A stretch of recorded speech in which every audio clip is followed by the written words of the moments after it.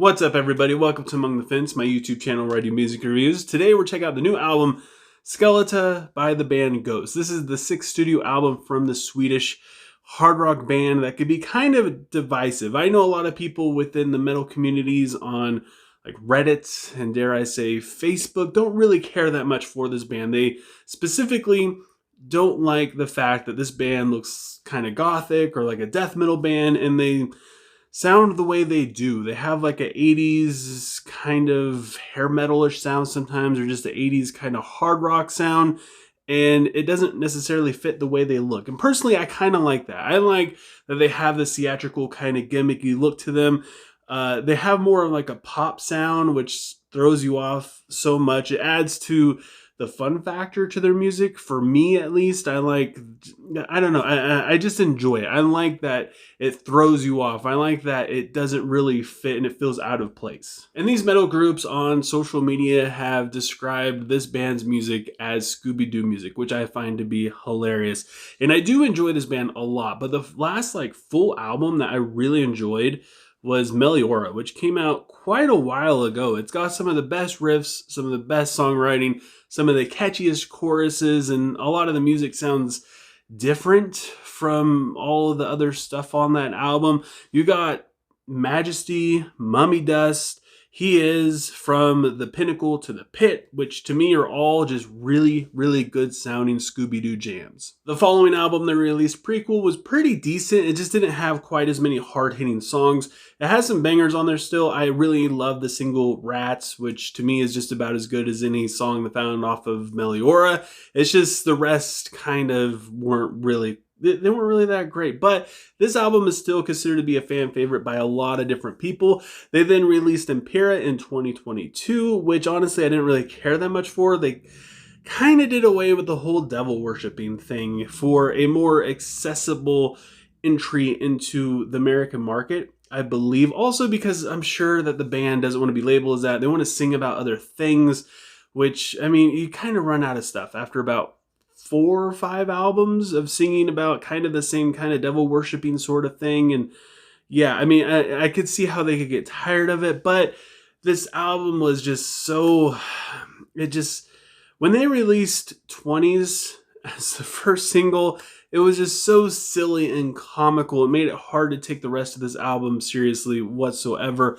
A lot of fans still love this album though, just due to how light it is. It's a very easy listen. If you're looking to get into Ghost and you don't really want to start off with something that's really controversial about, you know, the Catholic Church or something like that, this is probably a good entry into it. However, this did make me a little concerned about where the band was going to be going on their next album. The opening track, Peace Field, starts things off with a theatrical choir, and then we have a metal riff which kicks off the verse. It sounds great. The chorus kind of reminds me of Journey's Separate Ways, thanks to the rhythm and the vocal delivery. The lyrics are surprisingly hopeful in this song, which helps because the rest of the album is pretty hopeless, honestly. They do a good job at starting you up here before they slowly just start kicking you down further and further. And then we have the second song, Lacrima, I believe that's how it's pronounced. It has more 80s metal inspired riffs. The vampire theme is super cool.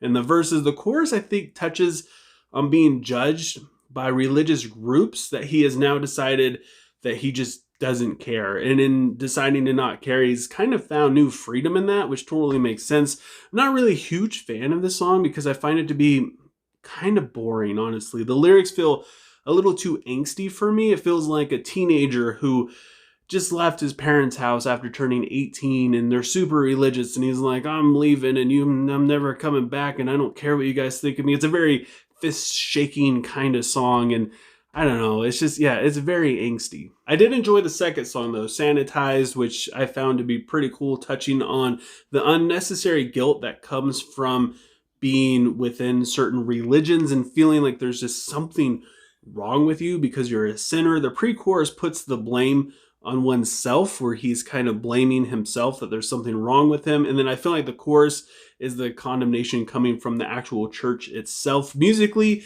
it has a really solid lead melody, and I think the drums really carry this song more than anything else. Then we have the song Guiding Lights, which continues this kind of theme of deception and being deceived by religious groups. The glimmering chorus is really calming, while the acoustic verses are kind of uneventful the first time around. The second time around, the verse is kind of numbed down version of the chorus. The solo was decent, but again, musically, this song was just kind of boring. It doesn't really feel like it goes anywhere. And going into the fourth song on the album, it's starting to kind of feel like something we've already heard. And then we have one of my favorite songs on this album, De Profundis Borealis, which is one of my favorite sides of Ghost. It has a really upbeat riff and rhythm in the verse. The chorus is pretty catchy, and it's something that, at least for me, I wanted to keep going back to hear again and again. And thank God for this song, because I felt like this album just needed some energy pumped into it. We're on the fifth song now, and it was feeling like it was having a hard time getting its wheels going. The chorus, it's catchy. It's not the best, but to me, I feel like the verses in this song is what really gives it life. And then we have the song Cenotaph, which keeps this momentum going, and it feels very inspirational. The imagery in the verses do a lot for the imagination, and the music to me, again, feels very 80s, especially when the riff and the chorus shows up, and the guitar solo reminds me once again of Journey. It's just super colorful. You're getting that kind of 80s synth colorful kind of Journey stuff thrown in and out all over this album. Then we have the song Miscelia Amore, which has a very aggressive riff, which kind of fits the theme of this album, which is about love being confused as hate. I just wish this chorus was a little bit bigger. While the back half of this album has definitely been a lot better than the first half of this album, the songs are starting to feel the same. For example, we have the next song, Marks of the Evil One, which has the same exact kind of music as the last two songs. The chorus isn't much different either. It starts to feel a little lazy. The chorus is pretty empty, honestly, and I blame this on the fact that Ghost is trying to be a little bit more accessible, not quite as controversial. A song with this name in any of their past albums, or I guess at least in their first three albums, it would have been a little bit more offensive with the lyrics, and they wouldn't have held back. They wouldn't have bit their tongue. And this version of Ghost right here, it kind of feels a little neutered, honestly. It's not really worth getting that excited about. When I saw the name of this song, I was expecting something really cool, and it just really fell flat. And that brings us to the song Umbra, which is actually a little bit better in this sense. The lyrics are less restrained, but the music is pretty boring. Like I said, it's just something we've already heard. It's about two impure people getting married, two people kind of like a Romeo and Juliet of good and evil, and now it is blasphemy in the church. Especially the ceremony they're having isn't really quite appropriate for something that would happen in a church. It's a lot more lustful, I guess you could say. The chorus sings about how wrong this type of ceremony they're having is. It isn't really a great song. To me, it is one of their better songs on this album, though, and it leads us into the closing track, Exilius. I believe that's how it's pronounced. This is a pretty lighthearted song about death, and it's inevitably so that you and I are basically going to die eventually, so we might as well live the best that we can, and it's okay.